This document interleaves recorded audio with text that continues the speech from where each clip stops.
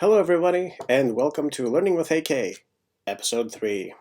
In this episode, I'll be talking a little bit about Creative Commons licensing, continuing this theme that I've developed over the last couple of episodes.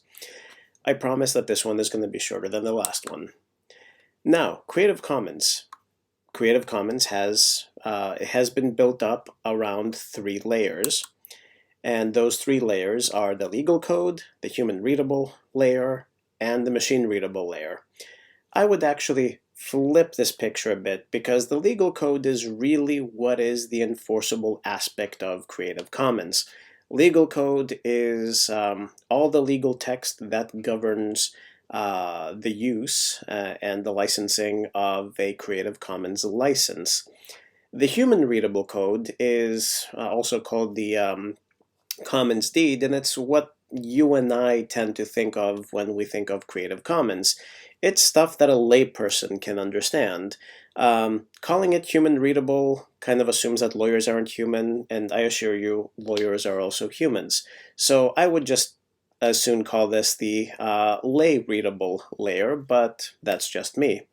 Finally, the last layer is the machine readable layer that allows computers to understand how a certain piece of content is licensed under Creative Commons. So when you go to your favorite image search tool and you select the little Creative Commons results only, this is how computers understand how things are licensed and can give you results that are only licensed under Creative Commons.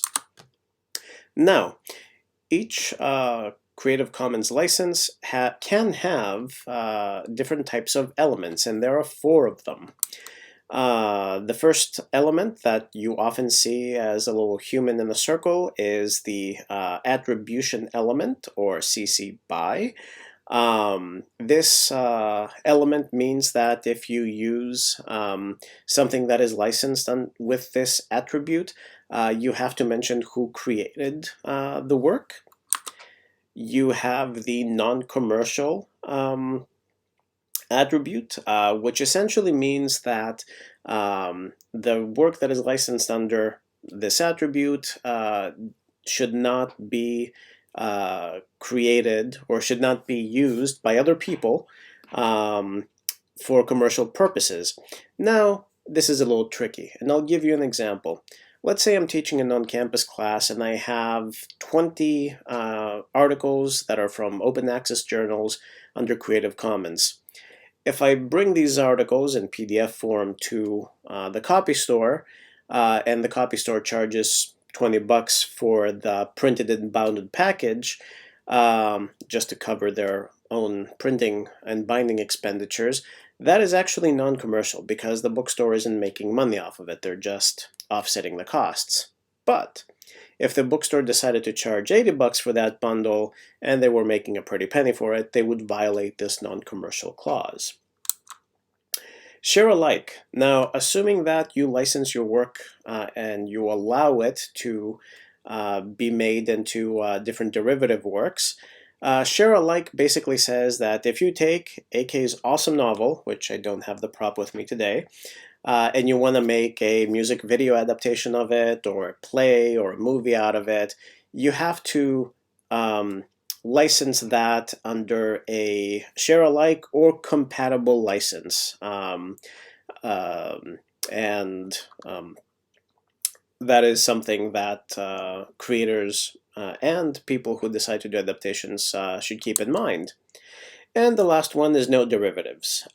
Basically says that if you make any derivatives, it does not prevent you from making any derivatives from work. You just can't share them.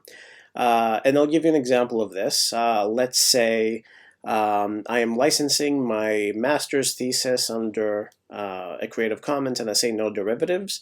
If you find some typos in my thesis and you want to correct them, well, actually, that's a bad example because correcting typos does not constitute a derivative. Let's say you wanted to create a play out of my master's thesis for whatever reason. You could create a play and it could stay on your computer, but you just can't share that with anyone else. That's basically what no derivatives means. You can make derivatives, but you can't share them. Now, given these 4 elements, there are different license variations that you can have, and Creative Commons has 6 of them. The most permissive license is all the way at the top, is CC BY, CC attribution, and the least permissive, or rather most restrictive, is the CC BY non-commercial, non-distributable. And as you can see, all the different attributes kind of build off one another, and they can be combined in different ways to create a Creative Commons license for your work that is what makes most sense for your work.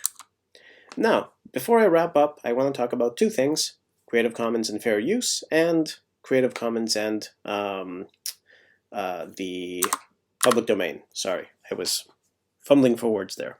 So, Creative Commons, as you remember from the last episode, is based on copyright. Creative Commons works because copyright legislation exists.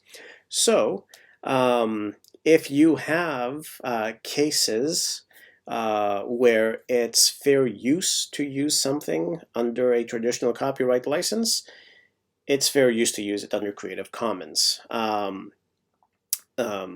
It's that simple. Now, as we know, Creative Commons are more permissive than traditional copyright, so you're probably going to find them easier to use in the classroom, but the common underlying thing is whatever works for traditional copyright for fair use works under Creative Commons. And finally, Creative Commons and public domain. Now, if you remember from the last episode, public domain is actually not in copyright. So I don't see these 2, Creative Commons and public domain, interacting as much. But there are 2 things to keep in mind. Public domain laws are different depending on your country, even with the harmonization that we've had over the past few decades globally.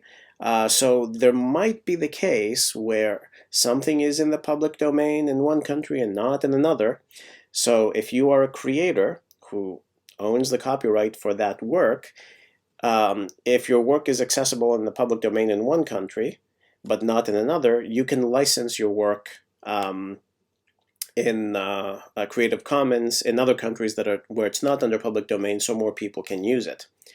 And if it just so happens that you create work now and you want to license it under public domain, you can use this nifty public domain sign. It kind of looks like the Creative Commons logo variation. And the Creative Commons folks have created a license that has a few different fallbacks for the different types of global copyright rules and regulations that basically allows a creator to gift their work to the public domain right from the start.